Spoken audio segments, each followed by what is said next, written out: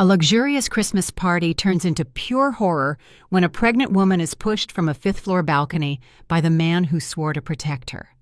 Everyone believes it's over. Everyone believes she is gone. But fate has other plans, because she doesn't hit the pavement. She lands on the one car that could save her, and that car belongs to the ex-millionaire who still loves her. What follows is a storm of truth, power, and consequences that will shatter lives and expose every lie Malcolm tried to hide. And believe me, you won't believe what happens when the truth finally walks through the penthouse door. Welcome to Voices of Auntie May. I share new life stories here every day, and I'd really appreciate it if you hit subscribe and liked my video. Now, let's jump back into my story. I'm sure you'll love it if you keep listening till the end. Snow was falling slowly through the cold December air, glittering under the golden lights of the Vance penthouse. The five-story residence towered over the Manhattan skyline like a glass cathedral, filled with the sounds of a Christmas jazz quartet and the gentle clinking of champagne flutes. Guests, dressed in velvet gowns and tailored tuxedos, moved from room to room as servers carried silver trays decorated with ornaments and pine sprigs. Everything looked perfect. Everything looked expensive. Everything looked curated to reflect the image of success projected by Malcolm Vance. Imani Harper stood quietly near the balcony doors, a hand resting on her 6-month pregnant belly. The noise inside the penthouse was starting to drown out her thoughts, and for a moment, all she wanted was air, real air that didn't smell like expensive cologne or artificial cinnamon diffusers. She pushed the door open and stepped outside. The balcony wrapped around the building, framed by glass railings that revealed the city sparkling below. Snowflakes drifted onto her lashes, melting into cold drops that strangely soothed her. She tightened the shawl around her shoulders and took a deep breath. Her heart rate settled down for the first time all night. She felt like she could hear herself think. Behind her, the music grew fainter. Then, heavy footsteps approached. She recognized the rhythm instantly. Malcolm always walked as if he owned every floor he stepped on. Imani. His voice cut through the cold air. "What are you doing out here? Guests are asking for you." She turned, trying to keep a neutral expression. "I just needed a moment. It's too loud inside." Malcolm stepped out onto the balcony, letting the door close behind him. His cheeks were flushed from alcohol. The veins in his neck stood out. Even beneath his custom-made suit, Imani could see the tension radiating from him. He had been drinking too fast tonight. It was a pattern she had seen many times, but tonight felt different, more unpredictable. "You're embarrassing me," he said in a low voice. "It's Christmas. People expect to see the Vance family united. Not like this, not with your absence." "I'm not hiding," Imani replied, her voice remaining soft, careful. "I just needed air." He laughed under his breath. It wasn't a laugh of amusement. It was a small, sharp laugh that signaled danger. "Air, of course. That's your excuse every time you can't stand being around people."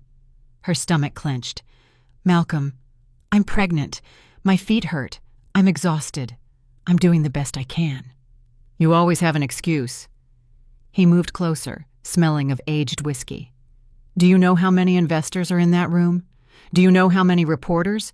Do you know what they think when they see you running off like this?" "What they think doesn't matter to me," Imani whispered.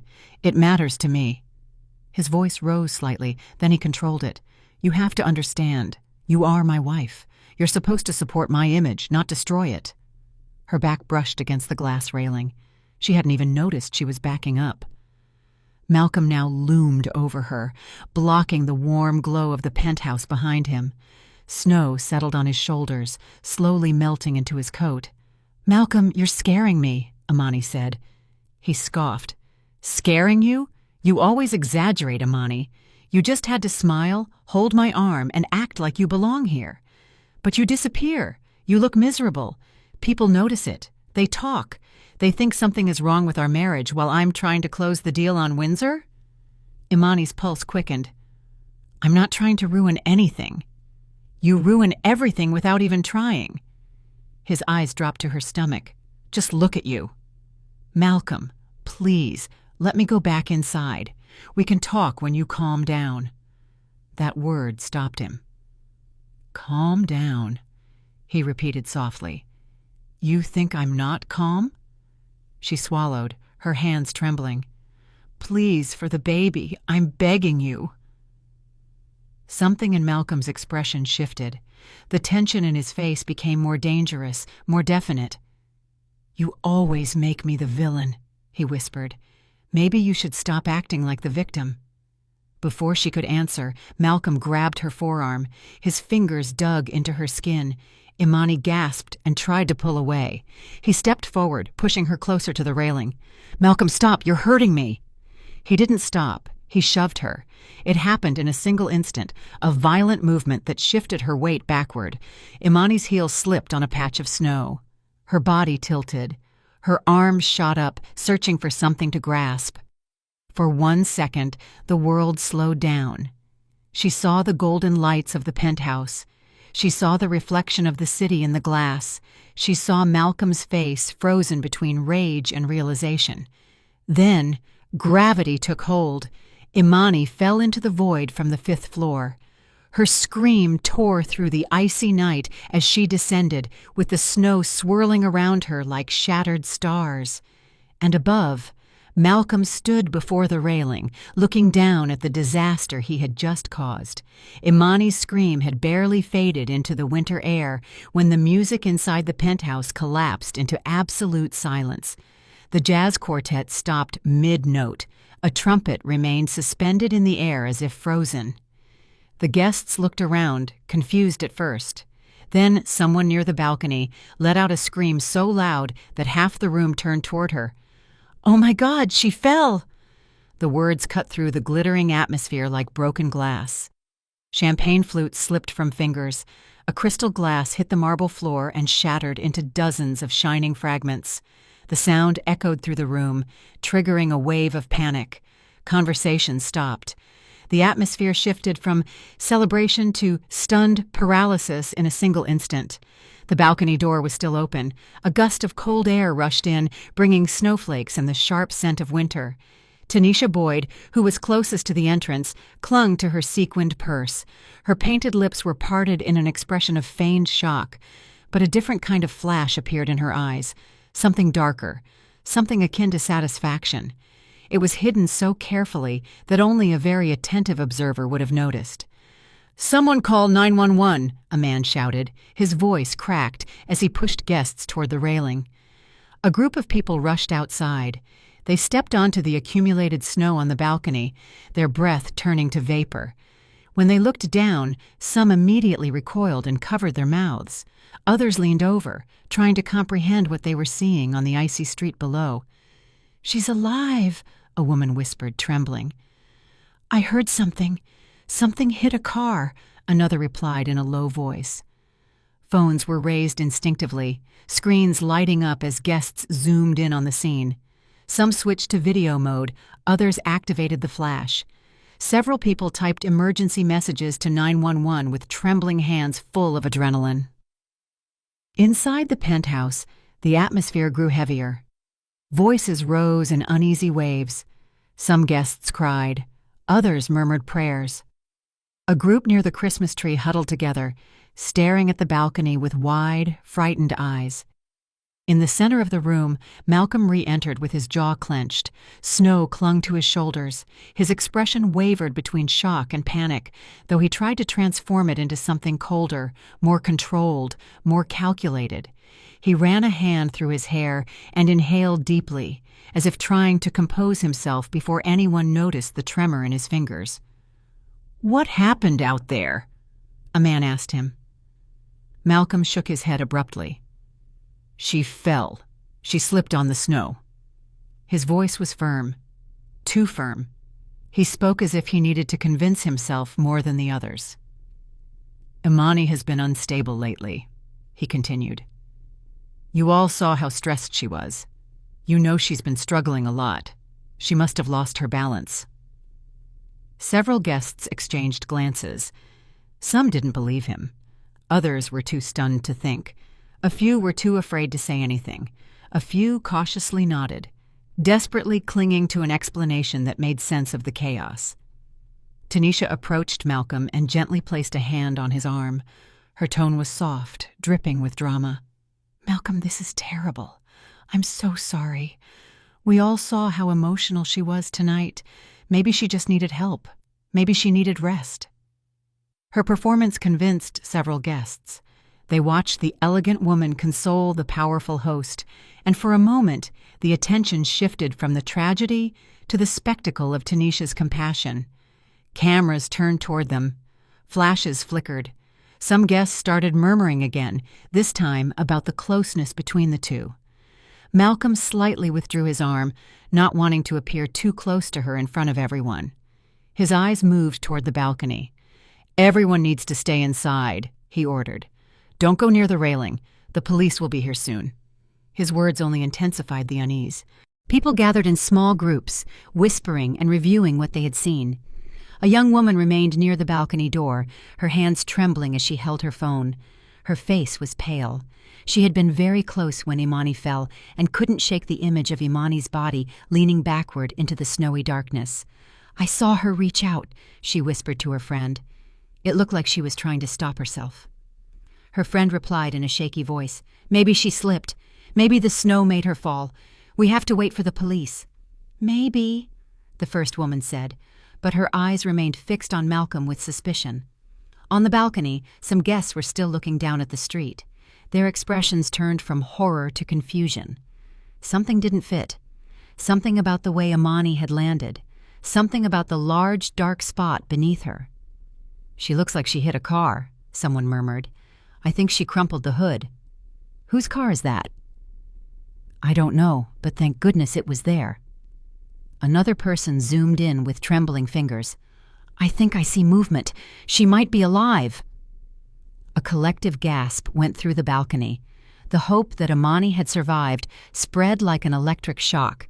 The possibility that she was still breathing added a new level of tension to the already chaotic atmosphere. Some guests rushed back inside to deliver the news, but instead of relief, they caused even more confusion. The idea that Imani had survived meant questions were coming. Many questions. Statements, police interviews, video requests. Everyone understood the implications, and Malcolm looked terrified. He swallowed. His face lost color for an instant before he recomposed himself. He placed a hand on the back of a chair to control his breathing. His eyes sought Tanisha. She watched him intently, and her smile faded as she noticed his panic. Malcolm whispered, "What if she really is alive?" He didn't wait for a response because the truth hit him harder than the freezing wind. If Imani survived, everything he planned to say would collapse. Outside, sirens wailed in the distance, growing closer until they blended with the anguished silence of the guests inside the penthouse.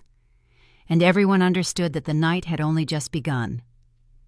The sirens hadn't reached the building yet when Malcolm moved deeper into the penthouse, away from the balcony, as if distance could erase the truth of what he had just done. The room was still reeling from shock. Guests whispered in small groups, their faces pale beneath the warm glow of the Christmas lights. Even the jazz musicians remained motionless beside their instruments, unsure whether to stay or flee. Malcolm ran a hand across his face, smoothing his expression into something calmer, something rehearsed, something that could pass for sadness if viewed from afar. He had worn a mask for most of his life. Tonight was just another moment to use it. "Please, everyone," he said, raising his voice so the nearest guests could hear. "Don't panic. It was an accident. Imani has been under a lot of pressure lately, and she was overwhelmed."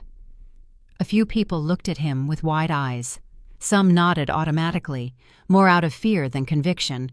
Others whispered among themselves, trying to reconcile what they had seen with the explanation he offered. A woman in a red satin dress approached cautiously. "Malcolm, she didn't look overwhelmed," the woman said. "She looked terrified." Malcolm forced a sympathetic smile. "It's Christmas. She was emotional. The baby, the pressure. You know how these things can be. hormones, and exhaustion. The woman's brow furrowed, but she said nothing else. She stepped back, doubt visible in her eyes. Malcolm exhaled slowly. One person less, many more to convince. He headed toward a group of older investors near the Christmas tree. Their glasses trembled as they tried to process the chaos. The twinkling lights reflected in their glasses, creating a surreal glow over their worried faces. "I'm deeply sorry you had to witness this," Malcolm said in a low, sincere voice. "Imani hasn't been well for months. Stress, anxiety. She's had difficulties throughout the pregnancy." One of the investors frowned. "Difficulties of what kind?" Malcolm hesitated for just a second, enough for his lie to sound real. "Emotional changes, fainting spells. She even told me she felt like she might fall earlier tonight. I should have kept a closer eye on her." The investors exchanged glances. None of them fully believed him, but none dared to challenge him. He was still the host, the man who signed their contracts, the millionaire who ran projects they depended on. Tanisha appeared by his side and rested a light hand on his arm. The gesture was small, but her presence sent ripples through the room. People always noticed her. "Malcolm," she whispered softly, loud enough for those nearby to hear. "I know this is devastating for you. You tried so hard tonight. You really did." Her voice trembled with a perfectly calculated tone of compassion. Her eyes shimmered as if they were about to fill with tears. It was an act, but a very convincing one. Some guests nodded sympathetically, believing they were watching a couple united in tragedy when they were actually observing two accomplices. Malcolm tensed. He didn't want to appear too close to Tanisha right now, but he knew her performance helped reinforce the story he needed to sell. "We must wait for the police," he told her in a low voice, "and remain calm." "Of course," she replied with a slight nod. "Whatever you need." On the other side of the room, the young woman who had been near the balcony wiped tears from her eyes. Her friend held her by the shoulders. "I swear, she reached out," the young woman said, her voice trembling. "She didn't jump. She didn't slip. She reached out like she was trying to stop herself." Her friend looked around nervously. "Don't say that too loud. Malcolm is listening." "I don't care if he hears me," the young woman whispered fiercely. "Something was wrong. I saw her face just before she fell." Malcolm heard her. Despite the distance, her words pierced him like a shot. Panic tightened his jaw. He needed to regain control. He needed to shape the narrative before more questions arose. He approached them with a composed expression. "Are you two okay?" he asked gently. The young woman stiffened. "I saw her reach out." Malcolm nodded, as if comforting a distressed child. "Of course she reached out. Anyone would if they slipped. Imani got too close to the railing. The snow on the balcony made it dangerous. I asked her to come inside. She didn't listen." "That's not what it looked like," the young woman responded. Her voice trembled, but her eyes remained steady. Malcolm leaned in a little closer. "You're shocked. We all are. No one is thinking clearly right now." He placed a hand on her shoulder, a gesture meant to be reassuring, but firm enough to remind her of his power. The young woman held her breath. Her friend gently pulled her back. Malcolm straightened up and quickly turned, signaling to his head of security with a slight nod. "Check the cameras," he ordered in a low voice. "Delete everything from the balcony and the hallway." Now the guard hesitated. "Sir, the police might want—" "Do it," Malcolm growled. "Before they arrive, we can't let this turn into a scandal." The guard reluctantly nodded and hurried toward the security office. Near the fireplace, guests murmured uneasily. "He wants to delete the cameras? We should say something. Are you crazy? He could ruin any of us." Fear spread through the room like smoke. Everyone understood what Malcolm was trying to do, but no one dared to oppose him. Not yet. Tanisha watched him from across the room. For the first time that night, her eyes showed worry. Not for Imani, nor for the baby, but for herself. She could see the desperation in Malcolm's movements, the intensity, the cracks in his control. "Malcolm," she said, approaching him again. "People are starting to question your story. Maybe we should think this through better." He glared at her. "Let me handle it." She pressed her lips together before replying calmly, "I'm just saying, if she survived—" "Don't say that," Malcolm spat. "She is not alive." But his certainty vanished for a moment, replaced by pure terror. The sirens blared louder. Red and blue lights flickered against the glass walls. The penthouse became a stage, and everyone in it waited for the curtain to rise. Malcolm inhaled deeply and put his mask back on. He had rewritten the story. Now he needed everyone to believe it. But outside on the street, the truth was already taking shape, and it was much stronger than the lies he was trying to construct within his glittering, sinking world. Tanisha had always loved attention. She lived for the way eyes followed her when she entered a room, for the whispers that swirled around her, for the envy that bloomed like dark flowers in the expressions of other women. Tonight, despite the chaos, she felt that familiar thrill return. The tragedy had shaken the penthouse, but it had also created an opportunity for her, a space where she could step forward as the woman beside Malcolm, the woman he trusted in a time of crisis, the woman who would soon replace Imani completely. She smoothed her silver dress and breathed slowly, preparing her posture like an actress about to walk on stage. Snowflakes drifted in through the open balcony door, cooling the air and giving the room a slight shimmer. Guests clustered together with concern. No one noticed Tanisha at first. She planned to change that. Her heels resonated on the marble as she advanced toward the center of the room. A few people looked up. She offered a small, sympathetic smile, a smile that suggested she was suffering too, a smile that hinted she was part of an intimate pain that only Malcolm understood. Her performance was delicate, controlled. She walked the thin line between sorrow and discreet superiority. "Is everyone all right?" Tanisha asked in a soft voice. "It's been a terrible night. Malcolm is heartbroken." One of the men cleared his throat. "This is all very shocking." "Yes," she replied, letting her voice tremble slightly. "Imani wasn't well. Malcolm tried so hard to help her. He always put her needs first." The men exchanged glances. Her words planted seeds, small seeds of a narrative, seeds that Malcolm desperately needed to grow in the guests' minds. Tanisha tucked a strand of hair behind her ear. "He feels responsible, even though it wasn't his fault. I keep telling him he couldn't have foreseen something like this." She paused briefly for the idea to sink in. Then she smiled politely and added, "He's not alone." Several eyebrows rose. Whispers began.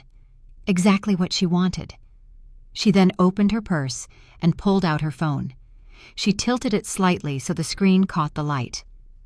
On it was a photo of her and Malcolm, very close, his hand on her waist, their faces near, smiling with an intimate nuance. She didn't directly show the photo, she just left it visible long enough for a woman next to her to notice. The woman's eyes widened. "You and Malcolm are—" Tanisha offered a modest smile. "It's not official. Not yet." "Not yet?" the woman repeated, surprised. "There were plans," Tanisha whispered. "Malcolm wanted to wait for the right moment. Imani had been having problems with her mental health. He didn't want to overwhelm her." The lie tasted sweet. On the other side of the room, Malcolm was arguing with the head of security, but Tanisha wasn't worried. She believed she was helping him. She believed her presence and her story were strengthening him in front of everyone. She believed she was the steady hand he needed. She continued to move through the room. Every conversation she touched was tinged with the same insinuation. She and Malcolm were the stable ones. Imani was the problem. Tonight was the tragic culmination of Imani's emotional instability. A middle-aged couple approached cautiously. "Tanisha," the woman asked, "is it true that you and Malcolm have been together for a while?" "People are whispering." Tanisha looked down with a soft sigh. She allowed her expression to become vulnerable. "We never wanted it to happen this way. Malcolm tried to keep everything as respectful as possible for Imani, but sometimes life is complicated. You think you'll never find true love again, and then suddenly—" The woman touched her arm. "So, you love him?" Tanisha nodded slowly. "I do." The room absorbed those words. Confusion mingled with curiosity. Sympathy mingled with unease. Some looked moved, others scandalized, but everyone was listening, and that was enough for her. Later, she walked back toward the balcony door. The cold wind brushed against her bare shoulders. Snowflakes glittered in the light, making the scene seem almost magical, as if tragedy and glamour were trying to coexist. A young couple near the railing overheard Tanisha speaking softly to another woman. "The truth," she said, lowering her voice even further, "is that Malcolm told me he planned to file for separation after Christmas. He wanted to give Imani a gentle transition. She wasn't in a good place, and he didn't want to pressure her while she was pregnant." The young guests exchanged incredulous looks. "And the ring he gave me," Tanisha added softly. "He told me not to wear it until after the holidays." She touched her finger as if an engagement ring rested there. More whispers. More murmurs. Eyes followed her every move. But beneath the surface of her radiant confidence, a thread of fear ran down her spine. The police were close. Imani might survive. The truth could rise faster than the lie she was carefully weaving. For now, however, she still commanded the room. She had molded the story into something she could control. She had presented herself as Malcolm's future, his support, his stable companion in the middle of a crisis. But she didn't yet understand that everything she had just said would soon return to destroy her. The truth was climbing the building stairs. The truth was alive. The truth was coming for her, and the truth would not be kind. The sound of the siren grew louder, echoing against the tall buildings outside. Blue and red lights flickered through the penthouse's glass walls, staining the marble floors and the anxious clusters of guests. A cold wave of dread swept through the room as everyone understood that the night had crossed a line that could never be erased. A woman had fallen 5 stories, a pregnant woman, and the police were minutes away from arrival. Malcolm felt the weight of every second pressing against him. His heart pounded hard in his chest. His palms were cold with sweat. He needed control. He needed silence. He needed the story to make sense before anyone else shaped it. First, he moved to the center of the room and clapped once, forcefully. The sound cut the air like a warning shot. "Listen to me," he said, with a voice that was low but commanding. "Everyone needs to remain calm and stay inside. The police will have questions, and we need to be on the same page." Some guests frowned. Others remained motionless. "On the same page about what?" a man asked. Malcolm offered a strained smile. "About the truth." Imani slipped. There was snow on the balcony. "You all saw how overwhelmed she was tonight." A murmur went through the room. Some nodded cautiously, grasping for a simple explanation. Others hesitated. A few exchanged looks loaded with suspicion. Malcolm's eyes sharpened at those expressions. He approached the man who had questioned him. "If you spread a story that contradicts the truth, I will hold you accountable for slander. Understood?" The man swallowed. "I didn't mean anything. I just thought—" "You don't think," Malcolm interrupted him. "That's why I'm telling you now." The room tensed. Fear spread like smoke. Tanisha stood behind Malcolm, her face carefully molded into a mask of concern. Her eyes darted nervously among the guests. She could feel the shift in the atmosphere, the growing distrust. Malcolm felt it too, and it made him reckless. He raised his voice again. "Every person in this penthouse is a witness to tonight, and everyone has a reputation to protect. If a false narrative is spread, if someone insinuates there was negligence or anything more, your names will be linked to it. I will personally make sure of that." The threat hung heavy over the room. A woman near the bar whispered, "He's threatening everyone." Her husband grabbed her wrist and murmured, "Not now, don't draw attention." Malcolm heard the whisper. His jaw tightened. "This is not a threat. It's common sense. There are cameras in the lobby. This will be a media spectacle. If you want your faces on the news for lying about a tragic accident, go ahead. But if you respect yourselves, keep silent and wait for the facts." He pronounced the word facts with calculated emphasis, as if his version was the only possible truth.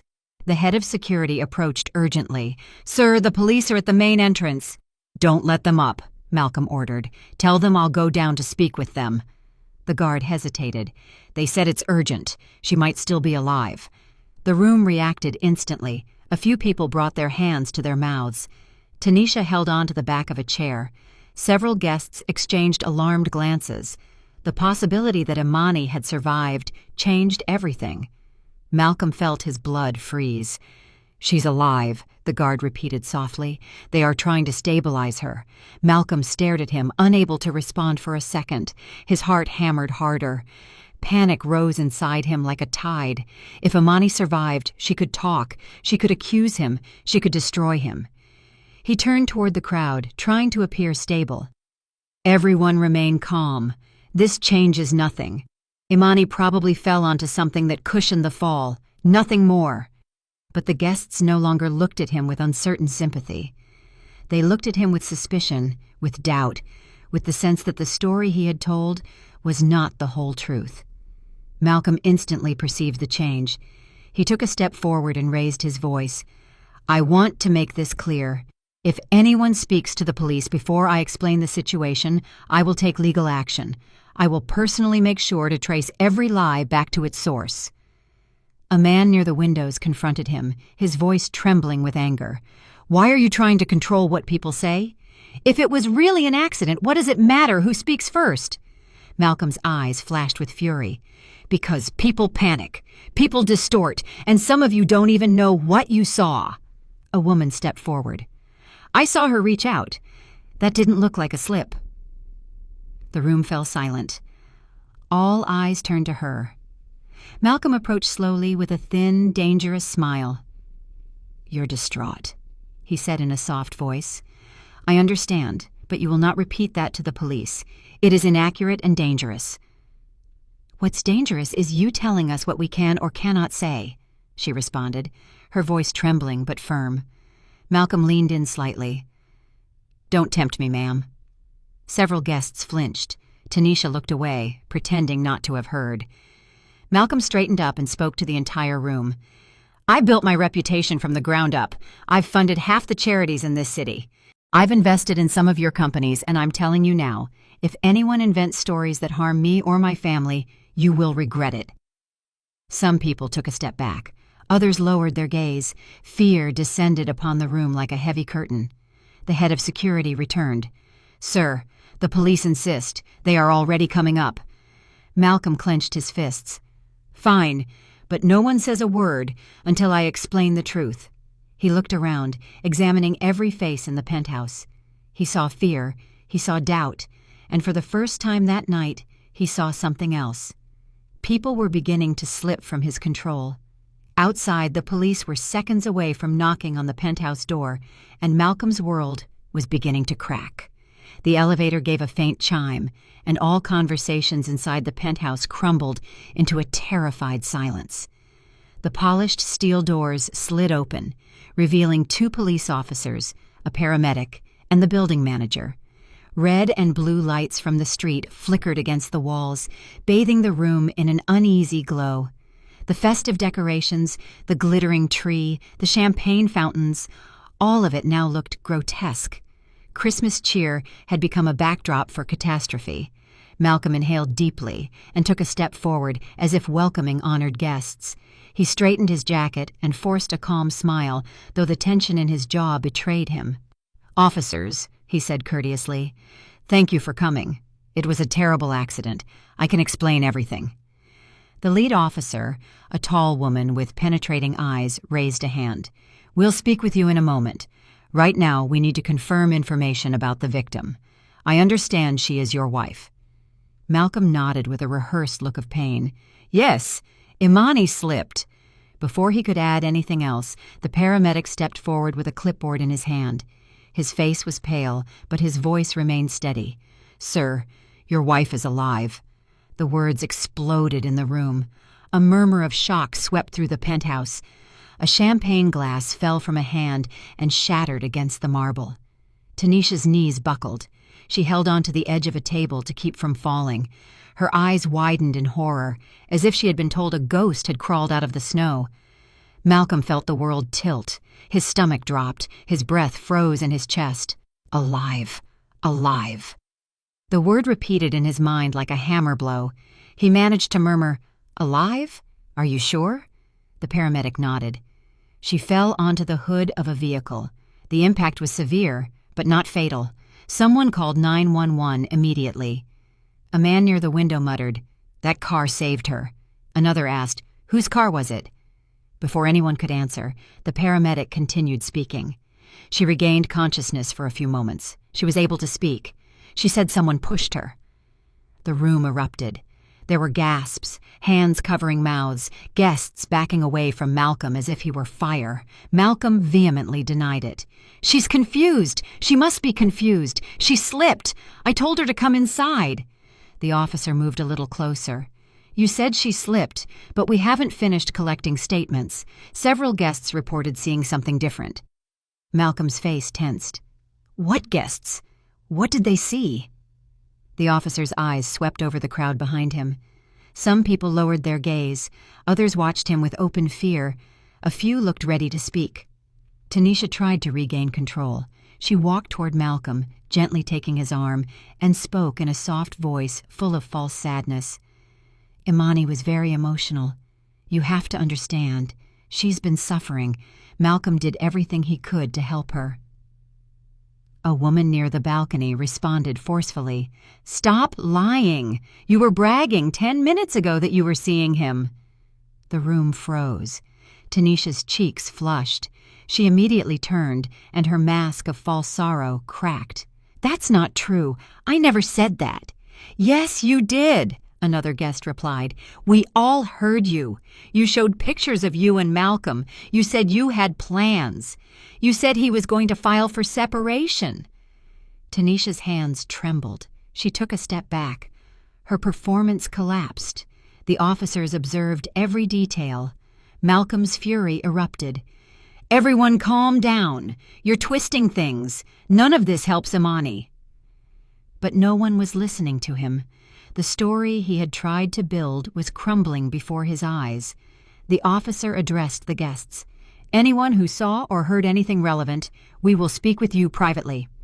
Malcolm shouted, "They don't know anything. Half of these people are drunk." The officer stared him down. "You are attempting to influence witnesses." The air was tight. The atmosphere closed like a rope around everyone's neck. Malcolm quickly denied it. "No, I'm trying to protect my wife." "That is our job," the officer replied. He opened his mouth to speak, but the building manager stepped forward with his phone raised. "Officer, the security system saved a backup copy of the lobby and exterior cameras. Someone tried to delete the balcony video, but they weren't successful. It's still recoverable." Malcolm froze. Every muscle in his body petrified. The guests gasped in horror. Tanisha covered her mouth. The officer looked back at Malcolm. "Who ordered the video to be deleted?" Malcolm looked at the crowd, then at Tanisha, then at the officer. He said nothing. Silence fell over the room like a layer of frost. The paramedic continued speaking, unaware of the emotional chaos he had unleashed. "Your wife is being transported to Mercy General. She asked for someone named Quentin." The room exploded. "What? Who is Quentin?" "She meant Quentin Rhodes, the former tech billionaire." All eyes fixed on Malcolm. The blood drained from his face. The officer raised her eyebrows. "Quentin Rhodes is involved in this?" Malcolm's lips moved, searching for words, but shock stole his voice.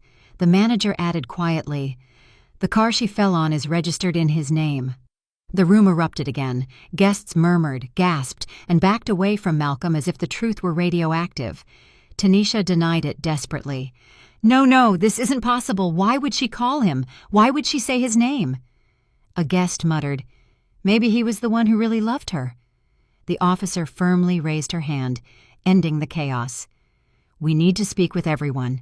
No one is allowed to leave the penthouse." Malcolm felt the floor tilt beneath his feet. His lies, his threats, his image, his control, everything he had tried to hold on to was dissolving like melting snow between his fingers. And somewhere in the city, Imani was alive, talking, asking for her ex-billionaire.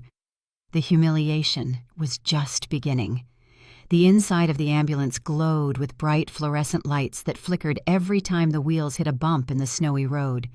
The siren outside wailed in the night, echoing against the dark buildings and deserted sidewalks.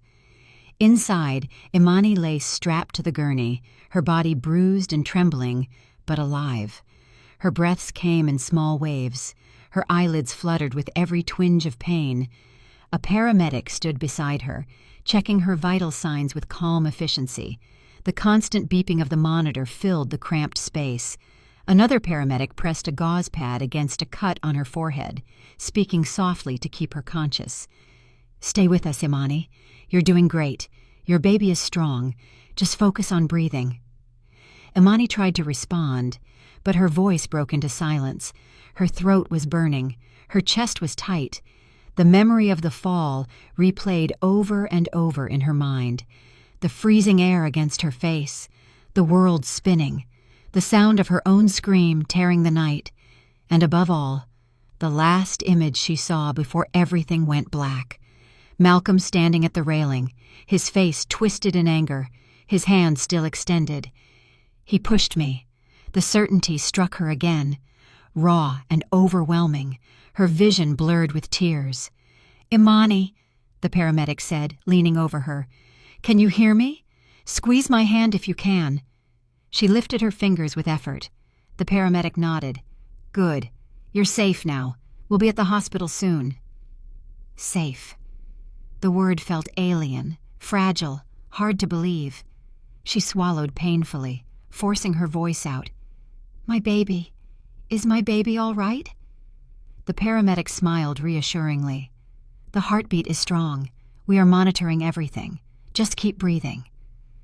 Imani exhaled, trembling.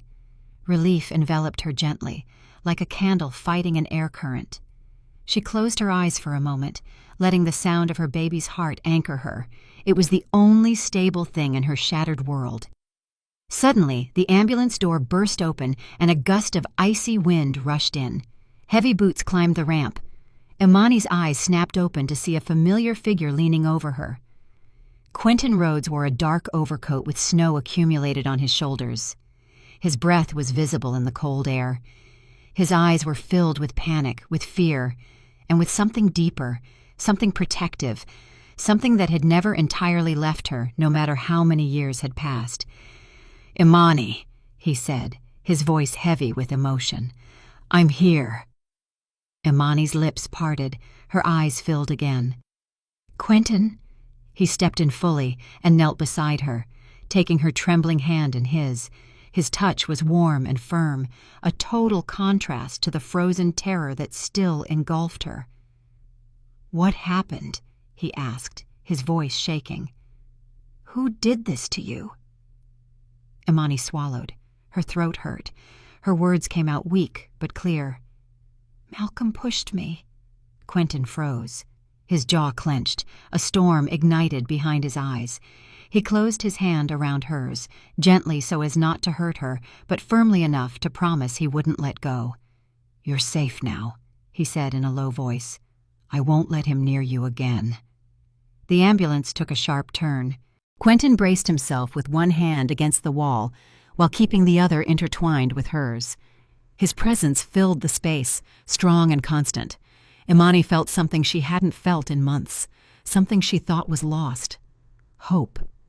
Tears slid down her temples as she whispered, "He wanted us gone. He wanted us both gone." Quentin leaned closer. "He won't get away with it, I promise you."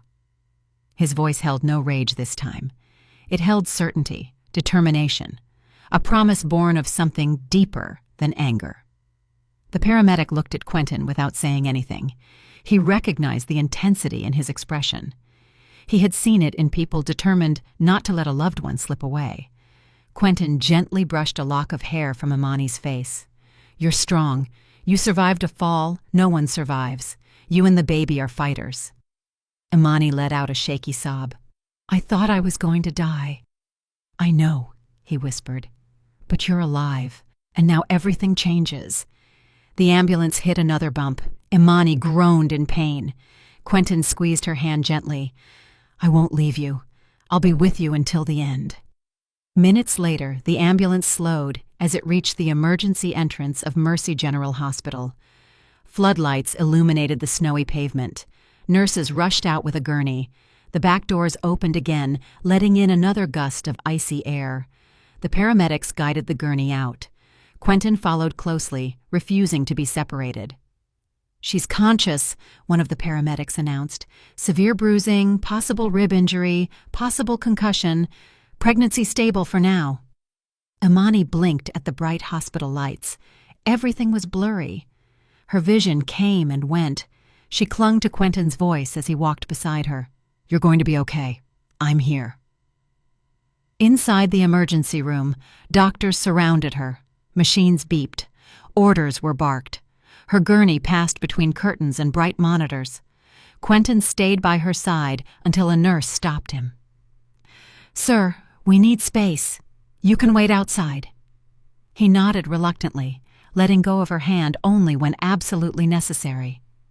"Imani, I'm right outside. I'm not leaving." When the curtain closed, Imani felt her strength fading, but she also felt something else stirring inside her, something fierce, something born of survival. She had fallen from the 5th floor. She had hit a car. She had survived. Her baby had survived. The nightmare Malcolm started had failed to destroy her. For the first time in a long time, Imani felt a spark of resistance, a spark of fight. She whispered with trembling lips, "I'm not afraid anymore." Outside the curtain, Quentin stood firm like a guardian, his eyes burning with determination.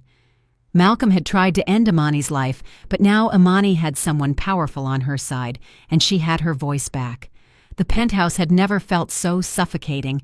The warm glow of the crystal chandeliers no longer evoked a festive atmosphere. Now it cast long, distorted shadows on the marble floor, stretching over anxious faces and trembling hands. Guests remained motionless in small groups, whispering fragments of fear they dared not speak aloud. The police had cordoned off the balcony and were preparing to interview witnesses. The building manager continued speaking quietly with the officers, gesturing toward the security room. And then the elevator chimed again. All heads turned. The doors slid open slowly, almost theatrically, as a tall figure stepped forward. The temperature seemed to drop several degrees. Conversations stopped mid-sentence. Breaths caught in throats. Quentin Rhodes walked into the penthouse. He wore a snow-dusted dark overcoat, his face hardened into a cold mask that revealed nothing except a deep, contained fury. His presence changed the balance of the room. People instinctively straightened up. Some moved aside. Others whispered his name in disbelief. "That's Quentin Rhodes, the billionaire. What is he doing here?" Malcolm, who was arguing with some people near the staircase, turned sharply upon hearing his name repeated throughout the room. When he saw Quentin, his eyes widened before he forced them to narrow in an attempt to maintain composure. "What are you doing here?" Malcolm demanded, trying to sound calm. Quentin completely ignored him. He walked straight toward the officers who had arrived minutes earlier. His steps were firm and deliberate. His dark eyes were full of determination. "I'm looking for information about Imani Harper," Quentin told the lead officer. "They're taking her to Mercy General. I need to know her condition." The officer watched him intently. "And what is your relationship with the victim?" Quentin's answer was immediate and resounding. "She asked for me." The room filled with whispers again. Malcolm's face lost color. "She's confused," Malcolm said loudly, stepping forward desperately. "She doesn't know what she's saying. He's her ex. Her past has nothing to do with this." Quentin slowly turned his head, fixing his gaze on Malcolm for the first time. His expression was cold, devoid of any emotion except control. "You pushed her," Quentin said in a low voice. A wave of reaction swept through the room. Malcolm's mouth fell open in shock. "That is a lie!" Quentin didn't blink. "She woke up in the ambulance. She told the paramedics her husband pushed her from the balcony. The words fell like stones into a calm pond, sending ripples of impact in all directions. Several guests gasped. Tanisha brought a hand to her throat. An older man stumbled backward against a table. Malcolm pointed a trembling finger at Quentin. "You're trying to manipulate the officers. You have no right to be here." "He has every right," the building manager intervened nervously. "The car she fell on belongs to him." More whispers. She fell on his car? That car saved her life. Malcolm turned on the manager. "Why are you telling him that? You had no right." Before he could start another argument, the officer raised a hand and silence returned. "Mr. Rhodes, we will confirm the victim's statement with the paramedics, but we need to know why you came here instead of going straight to the hospital." Quentin looked back at her. "Because the man who pushed her is in this room, pretending to mourn her." Malcolm let out a bitter laugh. "Are you crazy? You're just seeking attention. You always sought it. That's why she left you." Quentin took a step forward, completely unfazed. He was taller than Malcolm, calmer, and at that moment, much more dangerous. "She didn't leave me. Her father forced her to marry you after striking a deal with you. I respected her decision. I gave her freedom, but you took it away." The guests gasped again. Someone covered their mouth. Malcolm's composure broke. "That's ridiculous! Ask Tanisha! She knows the truth! She knows Amani was unstable!" Tanisha's eyes widened. "Why are you involving me in this? I never said she was unstable." "Yes, you did," a guest replied. "We all heard you." An officer turned toward Tanisha. "Ma'am, we'll speak with you in a moment." Tanisha backed away, shaking her head. "I didn't mean it like that. I was just repeating what Malcolm told me." Another crack, another fracture in Malcolm's false story. The officer stepped forward. "Mr. Vance, we were informed that someone attempted to delete the security recordings from the balcony and hallway. Is this true?" Malcolm's throat moved. "I wanted to protect Imani. This will ruin her reputation." The officer's eyes hardened. "Destroying evidence is a serious crime." "I did not order anything to be deleted," Malcolm lied immediately. The manager cleared his throat. "Yes, you did. You told your head of security to delete everything." The penthouse held its breath. Quentin took a slow step toward Malcolm. "You pushed her. You tried to delete the evidence. And now you want to blame the woman you nearly killed." Malcolm stumbled backward. His heel hit the leg of a chair. He staggered slightly before straightening up again. Panic flashed across his face. "Slipped," he repeated weakly. "There was snow. She slipped." The officer addressed the guests again. "If anyone witnessed the fall or heard anything relevant, we will speak with you one by one." Voices erupted. "I saw her reach out. She looked terrified. I saw Malcolm grab her arm. She told him to come inside, and then he shoved her." Malcolm watched the scene in horror as his story crumbled. His confidence, his threats, his web of lies. Everything was falling apart as witnesses found the courage to speak. Quentin took one last step toward him and lowered his voice so only Malcolm could hear. "Your control ends tonight." Malcolm's breathing stopped. His eyes swept the room, searching for allies who no longer existed. The officer approached. "Mr. Vance, you will have to come with us for questioning. You have the right to remain silent." Guests made way as Quentin watched Malcolm being escorted away, pale and trembling. In that moment, the balance of power shifted. Quentin had arrived, the truth had arrived, and the world Malcolm had built on lies was beginning to crumble, piece by piece, thanks to a woman who survived. The police escorted Malcolm toward the elevator while the entire penthouse watched in stunned silence. His confident stride was gone. His shoulders were slumped, his breathing was fast and irregular, and his hands trembled despite his attempts to hide it. The red and blue lights from the street illuminated his face, painting it with frantic colors that revealed the truth he had tried to bury since the moment Imani fell. He looked back once, hoping to see an ally among the crowd, but he only saw eyes filled with suspicion, disappointment, and fear. People he previously considered partners and admirers now turned away from him, avoiding his gaze. Someone whispered, "I always knew there was something off about him." Another muttered, "He's finished." The words hung in the air like smoke. Tanisha stood motionless near the bar, trembling so hard that her bracelet clinked against the glass she held. She looked at Malcolm with a mixture of shock and terror. Minutes earlier, she had envisioned a future with him, full of wealth, status, and influence. Now she only saw a man accused of a violent crime, a man whose world was collapsing so fast she could almost hear the seams ripping. When the elevator doors closed on Malcolm, the penthouse erupted into chaos. Officers spread through the room, organizing witnesses into lines for questioning. Phones vibrated, guests whispered with frantic excitement. A reporter invited to cover the party discreetly sent messages to her editor. The scandal was already growing, racing out into the world faster than anyone could stop it. Downstairs, Malcolm was placed in the back of a patrol car. His breath fogged the windows as he looked out at the snowy streets. Police radios crackled with updates. The officer in the passenger seat spoke into the microphone. "Suspect is in custody, transporting for interrogation." Suspect. The word echoed in Malcolm's mind.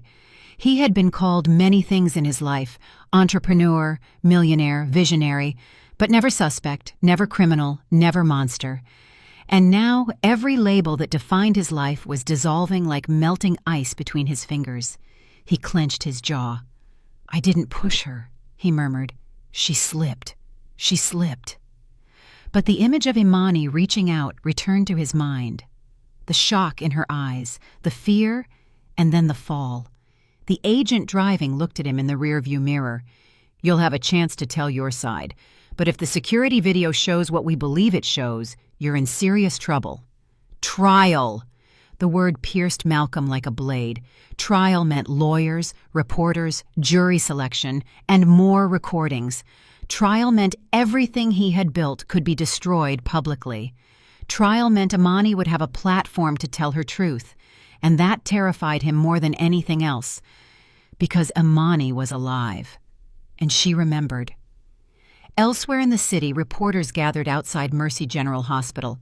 Cameras flashed, microphones were raised, headlines were prepared. The fall hadn't destroyed Imani, but it had destroyed Malcolm, and the world was just beginning to watch him fall too.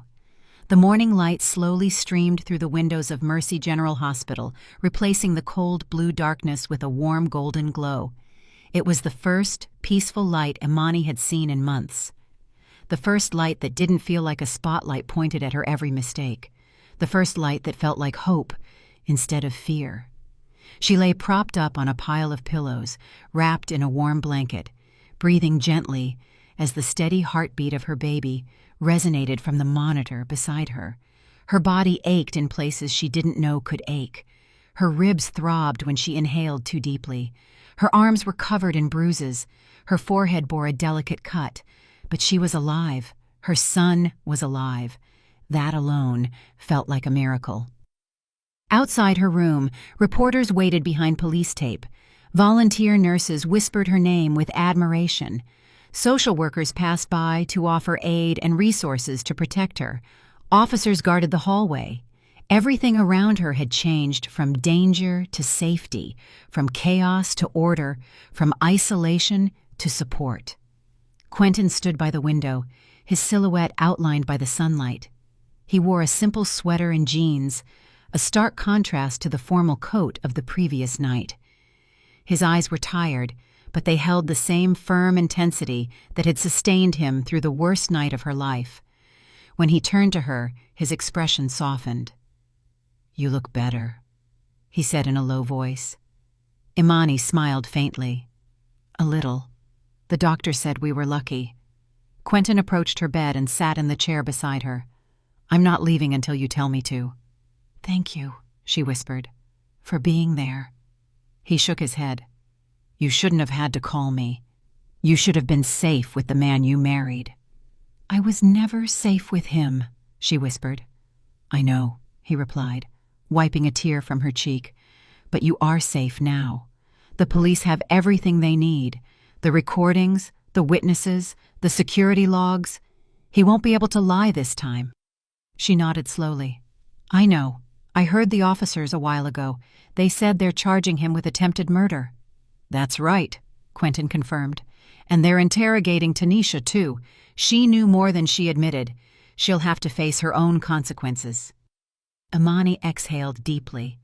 The weight she had carried for so long began to slide off her, piece by piece. For the first time, she could imagine a life without Malcolm's voice in her ear, without his anger, without his control, without the constant fear of disappointing or provoking him. A nurse entered with a warm smile. "Good morning, Imani. Your vitals are strong. Your baby is stable." "Thank you." Imani felt grateful. The nurse left the room. Home. The word hung in her mind. But the penthouse was not a home. Life with Malcolm was not a home. She needed something new, a place where fear couldn't reach her, a place where she could breathe again. Quentin noticed her hesitation. "You can stay with me," he said in a low voice. "Not forever, not unless you want to, but until you decide where you want to go, you can stay at my place.